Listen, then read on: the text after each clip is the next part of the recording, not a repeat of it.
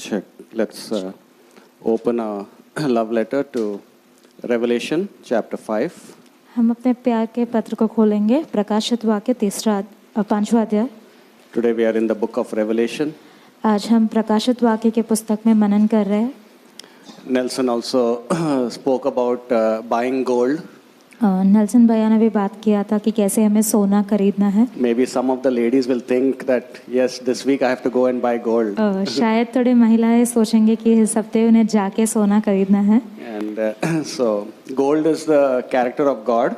लेकिन सोना जो है वो परमेश्वर के चरित्र और लक्षण को दर्शाता है। And maybe that's why ladies like a lot of gold because they want more of God in their life for their weakness. और शायद इसीलिए महिलाएं जो है वो सोना से प्रेम करती है क्योंकि उन्हें अपने कमजोरी के लिए बहुत से परमेश्वर के लक्षण चाहिए होता है। And so gold is the color of God. और ये जो सोना है वो परमेश्वर का रंग है। And nothing wrong to wear gold but moderation. सोना पहनने में कोई गलती नहीं है लेकिन सभी हमें एक तुलना में करना चाहिए।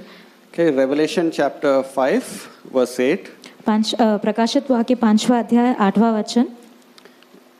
And here it says, and when he had taken the book, the 4 beasts and the 24 elders fell down before the Lamb, that is Jesus Christ, having every one of them harps and golden vials full of odors, which are the prayers of saints. So here there are beasts, 4 beasts at the throne. Those 4 beasts, Pastor Stephen says, they are the seraphim angels. और यहाँ पे हम देखते हैं यहाँ पे 4 प्राणी है और पास्टर स्टीवंस कहते हैं कि वो सराफी दूत है। Because they have faces of animals also. क्योंकि उनके मुंह जो है वो इस पृथ्वी के प्राणियों से मिलता है। And the 24 elders are the chosen ones who have from the church age who have glorified God to the maximum. और 24 ही प्राचीन लोग वहाँ पे बैठे हैं जो कलीसिया जब से स्थापित किया है परमेश्वर ने उनका चुनाव करके उन्हें वहाँ पे बिठाया है। We don't know their names, who it is. और हम उनके नाम नहीं जानते। So remember this, all of them have golden vials. और हम देखते हैं सब पर ये जो सोना है वो भरा हुआ है। We'll show you a picture of a vial, what a vial looks like. और वो कटोर कैसे दिखता है हम आपको दिखाएंगे। Yeah, it is the vials, not the angels. The picture one. Yeah, these are the small.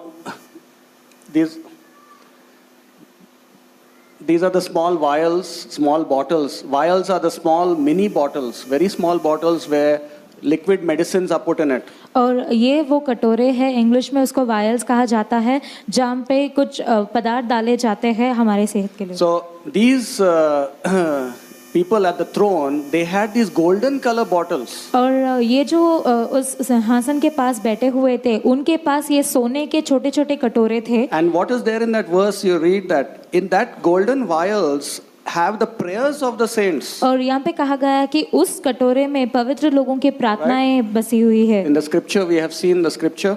They have the prayers of the saints, and those prayers are sweet prayers. It's saying it is full of odors.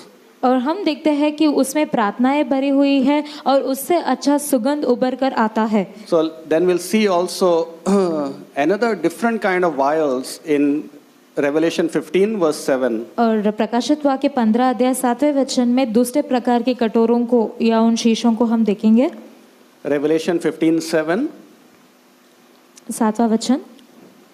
It says, and one of the 4 beasts gave unto the 7 angels 7 golden vials full of the wrath of God, who liveth forever and ever.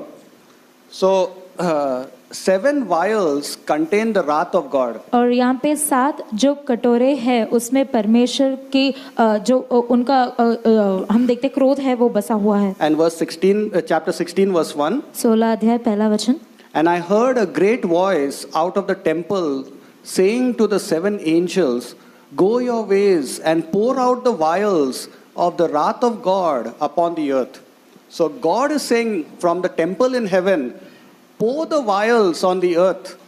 और स्वर्ग के उस मंदिर में परमेश्वर बोल रहे हैं कि इन कटोरों में से उस क्रोध को तुम पृथ्वी पर डालो। So we'll see the angel is throwing the vials. हम वो चित्र देखेंगे जहाँ पे देवदूत उसको डालता है। So this angel is pouring the vial on the earth that is containing the wrath of God. और उस कटोरे में जिसमें परमेश्वर का क्रोध है वो देवदूत उसको पृथ्वी पर उंडेलता है। Imagine small bottle contains wrath of God for the full world. और ये सोचेगा कि वो छोटा सा वो डिब्बा परमेश्वर के क्रोध को रखता है पूरे पृथ्वी के लिए। Imagine if it is big bottle. और सोचिए अगर वो डिब्बा बड़ा And होता 7 bottles are there like that. और वैसे 7 है ऐसे। And the angel is flying. We see that the angel is flying and throwing the emptying the vials. और हम देखते हैं देवदूत जो है उन कटोरों को खाली करते हैं उसको पृथ्वी पर उंडेलते हुए।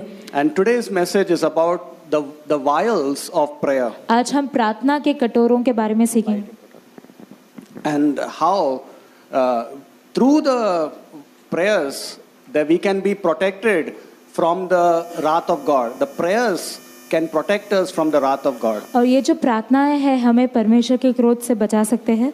God is a God who gets angry with sin, but when we fellowship with Him, He can forgive us and turn away His wrath. परमेश्वर जो है वो पाप से क्रोध रखते हैं लेकिन जब हम माफी मांगते हैं वो हमें क्षमा करते हैं। Here we see 2 kinds of mini bottles. और वो छोटे छोटे कटोरों को 2 प्रकार के कटोरों को हमने देखा है। One is a bottle of prayer. और एक जिसमें सारे प्रार्थनाएं भरी भरी है। And one is of the wrath. और एक परमेश्वर के क्रोध से भरा है। And so in the bottles only liquid is stored.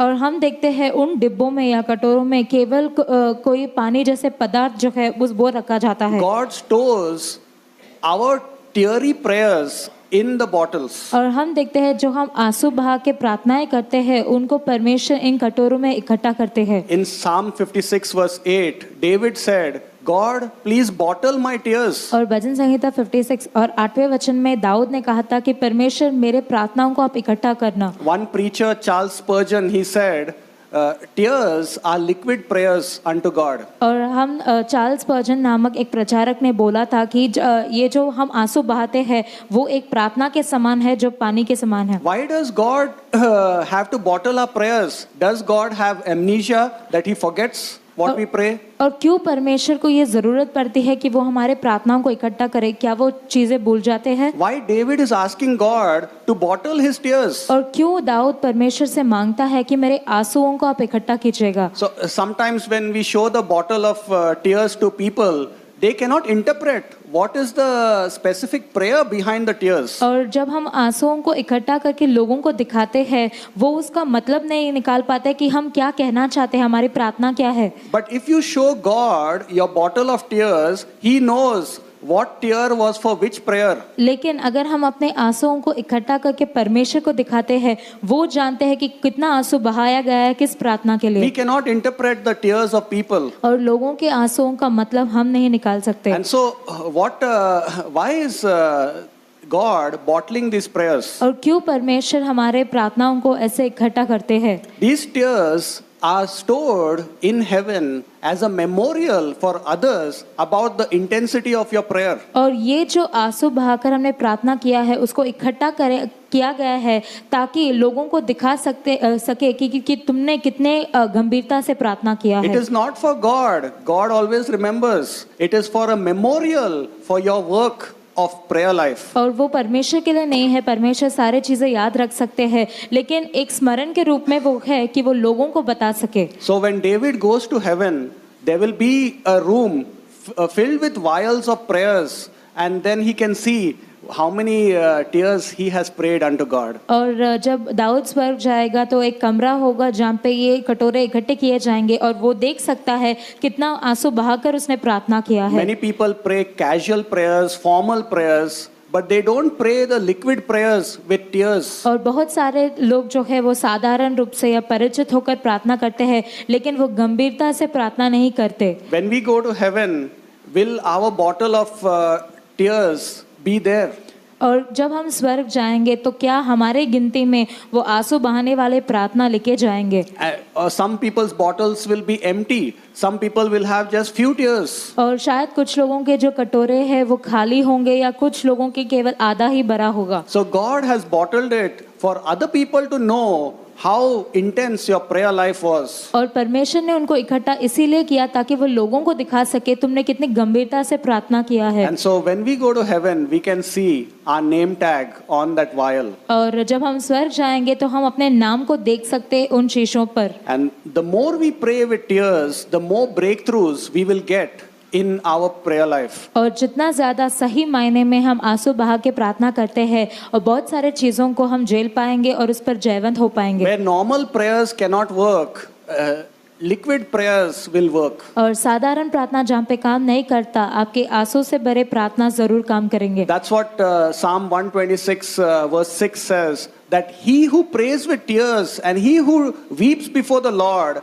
God will make them rejoice. और भजन संहिता 126 और 6 वचन में कहा गया है कि जो भी परमेश्वर के सामने अपने आंसू को बहाता है, परमेश्वर उनको आनंद से भरेंगे। Psalm 126 verse 6, read it at home. और भजन संहिता 126 और 6 वचन आप घर में पढ़ सकते हैं। Maybe God wants 100 prayers from you to answer a particular request. और शायद तुम्हारे एक विनती का जवाब देने के लिए परमेश्वर तुमसे 100 प्रार्थनाएं मांगते हैं। Suppose you just pray normal prayers, it will take 100 times to pray. और अगर तुम साधारण तरीके से प्रार्थना करते हो, वो 100 गुना लगेंगे तुम्हारे जवाब के लिए। If you fast, maybe your desires will be accomplished maybe after 30 times. और अगर तुम उपवास करके प्रार्थना करते हो, शायद 30 बार उसके बाद तुम्हारे जवाब को तुम पाओगे। But if you cry in your prayers, it's possible your breakthrough may come just in 10 times. लेकिन ऐसा संभव हो सकता है जब तुम सही मायने में परमेश्वर के आगे गिड़गिड़ाते हो, रोते हो, तो 10 बार के बाद ही तुम्हारे जवाब को पाओगे। That's just an illustration. Don't say that Pastor John said we must cry 10 times. और ये सिर्फ एक उदाहरण के रूप में है, ये मत सोचेगा कि ऐसा ही होगा। Ask God to fill you with the gift of tears. इसलिए परमेश्वर से मांगेगा कि आपके अंदर वो हुनर दे कि वो आप रो के प्रार्थना कर सकते I हो। always ask that. मैं हमेशा ये मांगता हूँ। The person who has sorrowful burden in their heart, they will pray in tears. और जिस व्यक्ति के अंदर वो दुख है, वो सही मायने में आंसू बहाकर प्रार्थना A करेगा। mother has sorrow for the child और हम एक देखते हैं माता जो है वो अपने बच्चों के लिए मन में वो बोझ रखती है या दुख रखती है। because the mother knows the child is about to die, so the child needs her teary prayers. और क्योंकि वो जानती है कि बच्चा जो है वो मृत्यु के स्थान पे है और उस प्रार्थनाओं की आवश्यकता उस बच्चे को है। Tears are the result of deep love for the object. और हम देखते हैं जब हम आंसू बहाते हैं किसी चीज के लिए, वो हमारा प्रेम प्रकट करते हैं उस इंसान के और चीज के प्रति। Jesus Christ also wept when he used to pray. और हम देखते हैं कि जब यीशु मसीह ने प्रार्थना किया, उन्होंने भी आंसू बहाए थे। In Isaiah 53 verse 3, Jesus is called the man of sorrows. और हम देखते हैं यशायाह के 53 अध्याय 3 वचन में कि यीशु मसीह दुखों का मनुष्य बुलाया गया। Desire for a burden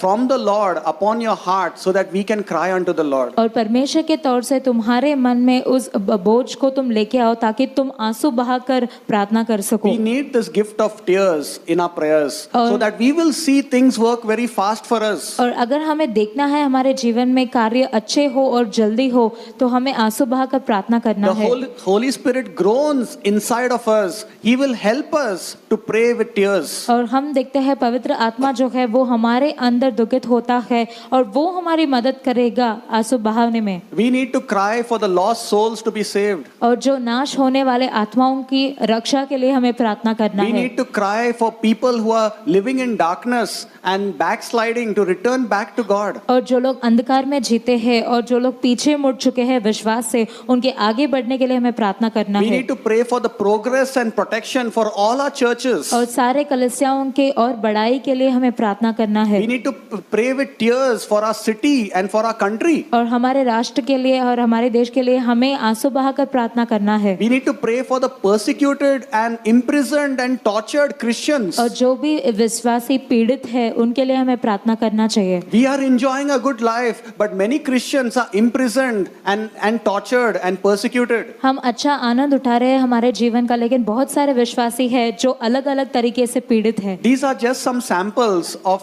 prayers that we can pray with tears. और ये कुछ उदाहरण है जिसके लिए हमें आंसू बहाकर प्रार्थना करना है। Satan cannot do anything around us or our house or our church if we have strong liquid prayers. और जब हम सही तरीके से हम आंसू बहाकर प्रार्थना करते हैं तो हमारे ऊपर, कलीसिया के ऊपर, परिवार के इर्द गिर्द शैतान कुछ नहीं कर One पाएगा। reason for demonic progress and demonic problems in our house is because we are not praying with tears. हमारे घर में या इर्द गिर्द शैतान के कार्य, दुष्ट आत्माओं के कार्य इसीलिए बढ़ रहे हैं क्योंकि हम गंभीरता से प्रार्थना नहीं करते। The church is a mighty pivotal force to prevent the progress of evil.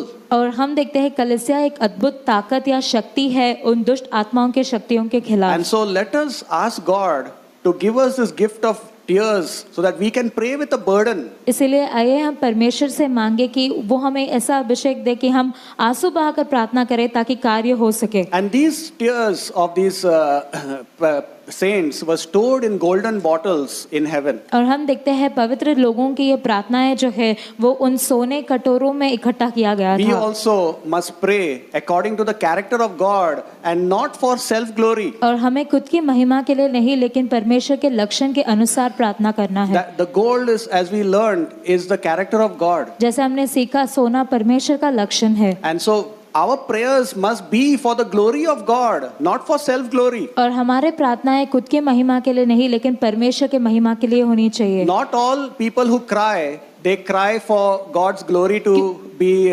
promoted. क्योंकि सभी लोग जो आंसू बहा के प्रार्थना करते हैं जरूरी नहीं है वो परमेश्वर के महिमा के लिए करें। Many people cry crocodile tears or fake tears. और बहुत सारे लोग मगरमच्छ के आंसू रखते हैं, उनका आंसू झूठा है। Like crocodile comes out of the water and it looks like it is crying, but actually it is water falling from his eyes. क्योंकि जब मगरमच्छ पानी के बाहर आता है ऐसा दिखता है कि वो रो रहा है लेकिन सही तरीके से पानी उसके मुंह से बह रहा है। So these crocodile or fake tears will not be bottled in heaven. और ये जो मगरमच्छ के आंसू है वो इकट्ठा नहीं होंगे स्वर्ग में। Believers cry for increment in salary. और बहुत सारे विश्वासी प्रार्थना करते हैं, रोते हैं उनके तनख्वाह में बढ़ाई के लिए। Believers cry for promotion in their job. और उनको अपने स्थान में, पद में उनको बढ़ावा चाहिए। Some believers even cry for God to heal their pimples. और थोड़े लोग विश्वासी प्रार्थना करते हैं जो भी पिंपल्स है उससे उन्हें छुटकारा मिले। Some believers even cry for India to win the World Cup. और इंडिया वर्ल्ड कप जीते, ऐसे वो लोग प्रार्थना करते हैं। Many silly things they cry for and they groan for those things. They will not be bottled in heaven, those tears. और ऐसे छोटी छोटी बातों के लिए अगर आप रो के प्रार्थना करेंगे वो इकट्ठा नहीं किए जाएंगे स्वर्ग में। Those tears you can bottle for yourself. और अगर आप चाहे तो आप उन्हें इकट्ठा कर सकते You हैं, can keep it in the fridge. आप फ्रिज में डाल सकते हैं, But don't show it to other people in the prayer meeting. लेकिन किसी और को मत दिखाना। But better not to have selfish prayers based upon our self desires. Our prayers must be for the glory of God. लेकिन हमारे खुद की इच्छाओं के लिए या स्वार्थी चीजों के लिए हमें प्रार्थना नहीं करना चाहिए बल्कि परमेश्वर की महिमा के लिए। And only those prayers will be in the vials with your name tag in the prayer room in heaven. और केवल ऐसे मकसद से किए गए हुए प्रार्थना ही इकट्ठा किए जाएंगे और तुम्हारा नाम उन पर होगा। Pray according to the character of God. और परमेश्वर के लक्षण या स्वभाव के अनुसार हमें प्रार्थना करना चाहिए। Sometimes our prayers must be for God's compassion for the poor and needy people. और कई बार हमें प्रार्थना करना चाहिए कि परमेश्वर दया दिखाए गरीब और पीड़ित लोगों के प्रति। Sometimes it is for His compassion to heal people who are sick. और जो लोग भी जिनका स्वास्थ्य सेहत अच्छा नहीं है उनकी चंगाई के लिए हमें प्रार्थना करना है। Sometimes it is for His righteous anger to be displayed on proud people. और जो लोग घमंडी है उनके ऊपर परमेश्वर के धार्मिक क्रोध के लिए हमें प्रार्थना करना चाहिए। Sometimes it is to ask God for grace to help us in our responsibilities. या हमारे जिम्मेदारियों के लिए परमेश्वर का अनुग्रह मांगते हुए हमें प्रार्थना करना चाहिए। And sometimes our prayers can be for God's vengeance upon evil people. और कई बार हम प्रार्थना करना ऐसा भी करना चाहिए कि जो लोग बुरे हैं उनके ऊपर परमेश्वर अपना क्रोध दिखाए। All these are the character of God. We should pray for it. और ये सारे परमेश्वर के लक्षण है, उसके अनुसार हमें प्रार्थना करना It's चाहिए। not wrong to pray for God's chastisement and God's vengeance because that also is part of His wrath. और परमेश्वर की ताड़ना या उसके बदले के लिए प्रार्थना करना गलत नहीं है क्योंकि वो उनके स्वभाव का हिस्सा है। So that people will not continue in their pride and people will not think that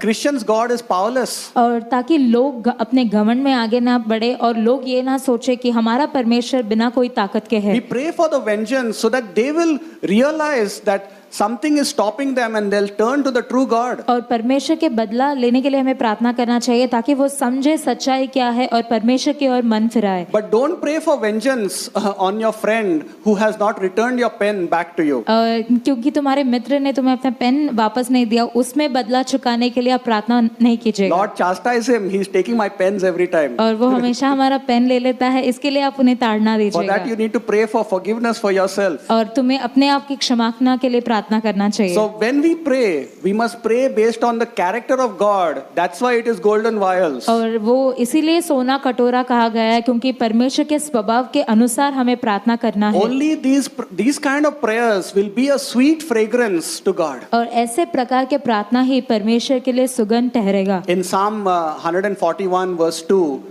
the psalmist said, "Let my prayers be a sweet incense to you." और भजन संहिता 141 दूसरे वचन में कहा गया कि मेरे प्रार्थनाएं आपके लिए एक सुगंध के रूप में हो। When we pray in our house is filled with sweet incense to God. और जब हम घर में प्रार्थना करते हैं परमेश्वर के लिए हमारे घर में एक सुगंध या धूप जो है वो चढ़ाया जाता है। When we pray in the prayer meeting and when the worship team prays, there is good anointing in the church and in the worship team. और जब आराधना की मंडली प्रार्थना करती है या हम प्रार्थना सभा में प्रार्थना करते हैं एक अभिषेक होता है। That's why this is one reason why demons cannot enter in the house, because they don't like sweet fragrance. They like filthy smell. और ये कारण है दुष्ट आत्माएं क्यों हमारे घर में नहीं आते, क्योंकि वो उन्हें ऐसा सुगंध पसंद नहीं है, उन्हें गंदगी पसंद है। The leader of the house, the husband, the leader of the church, the leader of the dorm and the worship team, they should be praying people. और घर के या डॉम के या कलीसिया के या आराधना के जो नायक है उन्हें प्रार्थना करते रहना We चाहिए। should not say, "I'm too busy to pray, pastor. और ऐसा नहीं बोलना चाहिए कि मैं बहुत व्यस्त हूँ पास्टर जी, मुझे प्रार्थना नहीं करना I'll pray है, when I like." मुझे जब पसंद है मैं प्रार्थना करूंगा। That means you're allowing demons to have their way in your house. इसका ये मतलब है अब तुम्हारे घर में अपने कार्य करने के लिए तुम दुष्ट आत्माओं को अनुमति देते हो। Don't say, "I cannot come for prayer meetings and all." Plan to come just like you will plan your family outings. और ऐसा मत बोलना कि मैं प्रार्थनाओं के लिए नहीं आ पाऊंगा, आप योजना बनाओ, समय निकाल के आओ। As we said, we can plan to go to buy gold, but we don't plan for prayer. और जैसे हमने बोला था कि हम सोना खरीदने के लिए तैयारी करते हैं लेकिन प्रार्थना के लिए नहीं। And so we must be people who are spending time in prayer, because that will bring the presence of God and remove demons from our house. और हमें प्रार्थना में समय बिताने वाले विश्वासी बनना चाहिए क्योंकि वो परमेश्वर की उपस्थिति को लाता है। That's why in our church we say, come whenever you can to the chapel or pray in your house with your partner.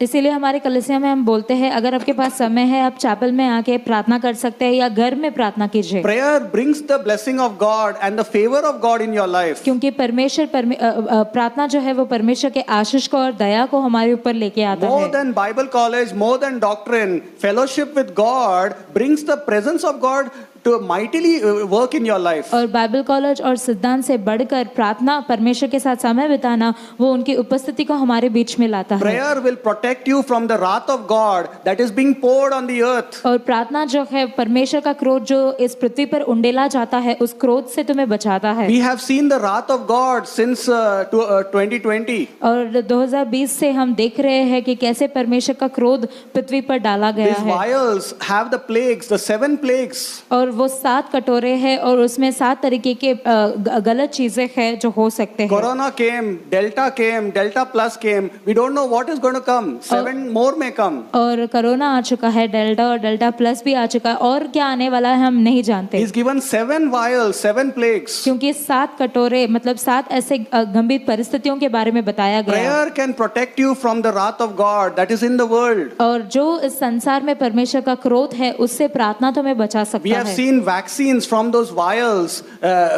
injected into people and many deaths have taken place. और हम देखते हैं ऐसे छोटे कटोरों से शीशों से vaccine जो लोगों ने लिया है उससे लोगों की मौत भी हुई है। And now doctors are saying that those who take vaccines they may live for 2 or 3 years. और आज अभी डॉक्टर्स बोल रहे हैं कि जिसने भी वैक्सीन लिया है वो शायद 2 या 3 वर्ष तक ही जिंदा रह I पाएंगे। don't know whether that is true. That may not be true, but that is what they say. और ये सच है या नहीं मैं नहीं जानता हूँ, लेकिन वो लोग ऐसे बोल रहे हैं। Sometimes doctors say you have 6 months to live, but people can live for 10 years and 20 years. और शायद कभी डॉक्टर्स बोलेंगे तुम्हारे पास सिर्फ जीने के लिए 6 महीने हैं, लेकिन वो 7 वर्ष तक भी जी सकते We don't हैं। know whether what they say, but one thing we know what is true, and that is prayer will protect you from the wrath of God. हम नहीं जानते डॉक्टर्स की बात में सच्चाई कितनी है, लेकिन प्रार्थनाएं जो है वो हमें परमेश्वर के क्रोध से बचा सकता है। People will tell you also, you will have so less time, there's problem in your life, but problem can come anyhow through accidents or many things. और लोग भी हमें बोलेंगे तुम्हारे जीवन में समस्या है, तुम्हारे पास वक्त कम है, लेकिन समस्या है किसी भी रूप में आ सकता है। I'm not saying what you hear is true, but what is written in the Bible is true. That your fellowship with God will protect you from the wrath of God. मैं ये नहीं बोल रहा हूँ कि लोगों की बातों में सच्चाई है, लेकिन जो भी वचन में लिखा गया है वो 100% सही है। These plagues are coming from the temple in heaven. क्योंकि स्वर्ग में रहने वाले मंदिर से ये जो गंभीर परिस्थितियां हैं वो आ रहे हैं। God is allowing His wrath to come upon certain people. और थोड़े लोगों के ऊपर परमेश्वर अपने क्रोध का अनुमति देते हैं। If God sees you fellowshipping with Him, His wrath will not come on you. और अगर परमेश्वर तुम्हें देखते हैं कि तुम उनके साथ संगति करते हो, तो वो अपने क्रोध को तुम पे नहीं डालेंगे। We cannot blame this person, that person did wrong to me. God from His temple is throwing the plagues. हम लोगों पर निंदा नहीं कर सकते कि वो लोगों ने हमारे साथ ऐसा किया, लेकिन परमेश्वर अपना क्रोध उंडेलते हैं स्वर्ग से। We can listen to many videos that will be forwarded to us, but it is God who brings the wrath. और बहुत सारे वीडियोस हम देख सकते हैं जो लोग हमें भेजेंगे, लेकिन वो परमेश्वर का किया है। So let us have intense fellowship with our God with tears to Him, so that we will be protected from His wrath. इसीलिए परमेश्वर के क्रोध से बचने के लिए हमें परमेश्वर के साथ संगति रखना है, गंभीरता के साथ और आंसू बहाकर। A prayerful believer is a loved believer by God. और जो विश्वास से प्रार्थना करता रहता है वो परमेश्वर का प्रिय है। He is a person whom God loves because he fellowships intensely with God. और ऐसे विश्वासी से परमेश्वर प्रेम रखते हैं क्योंकि वो गंभीरता से परमेश्वर के साथ संगति So करता है। today we should not be consumed by the wrath that is being poured out. We should be consumed and we should be occupied with fellowshipping with God in our prayer closet. और हमें परमेश्वर के क्रोध का भागीदार नहीं बनना चाहिए,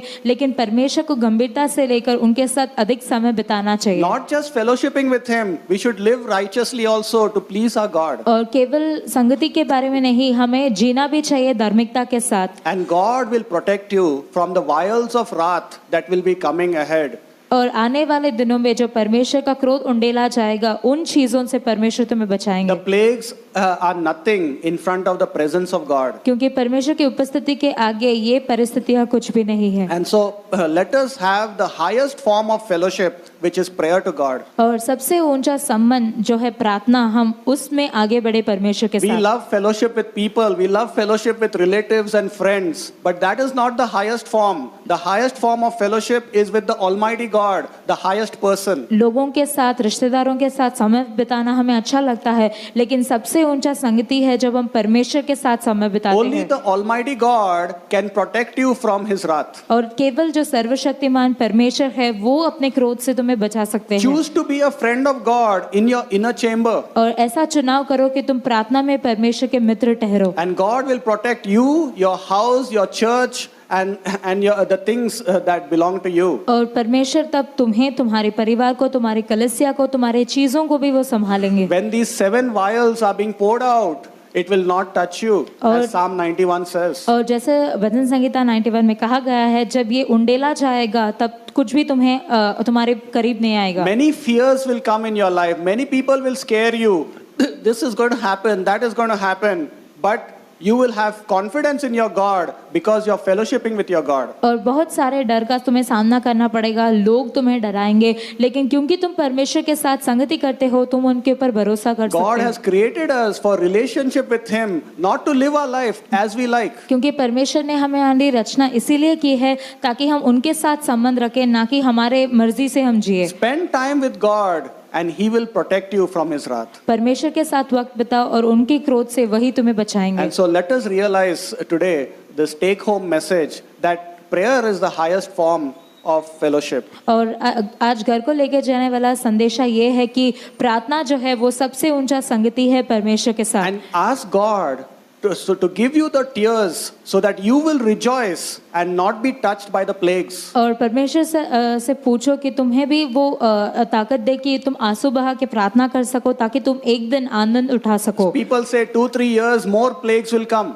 और लोग बोलते हैं कि 2-3 सालों में और ऐसे गंभीर परिस्थितियां आएंगी। It may be true, may not be true. वो सच हो सकता है या झूठ। But God is giving 2-3 years for us to bear fruit to Him. लेकिन 2-3 वर्ष परमेश्वर हमें देखते हैं ताकि हम उनके लिए फल लेके आए। Even the prophet Nahum, he warned Ninevites, and after 3 years the wrath came.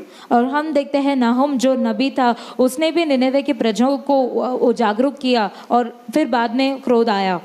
God gave Ninevites 3 years to change, but they did not change. और बदलने के लिए निनेवे के लोगों को परमेश्वर ने 3 वर्ष दिया था लेकिन वो बदले नहीं। How many years God may give us, we don't know. Let us be fruitful in our fellowship with Him. Let us live righteously before Him. हम नहीं जानते कि कितने वर्ष की गिनती परमेश्वर हमें देंगे, इसीलिए दिए गए समय में हम उनके लिए फल लेके आए। Our God will cover us with His mighty hand, and He will protect us from the wrath to come. और उनके ताकतवर हाथ से परमेश्वर हमें बचाएंगे जो आने वाला क्रोध है उससे। The secret of protection is our prayer fellowship with our God. और अगर तुम्हें बचना है इन चीजों से तो रहस्य ये है कि तुम्हें परमेश्वर के साथ प्रार्थना में वक्त Let बिताना us है be close friends with our God, और परमेश्वर के पास हम करीबी मित्र बने। and you will see God helping you. तब परमेश्वर की सहायता तुम अपने जीवन में देख पाओगे। Amen. आमीन। Thank you.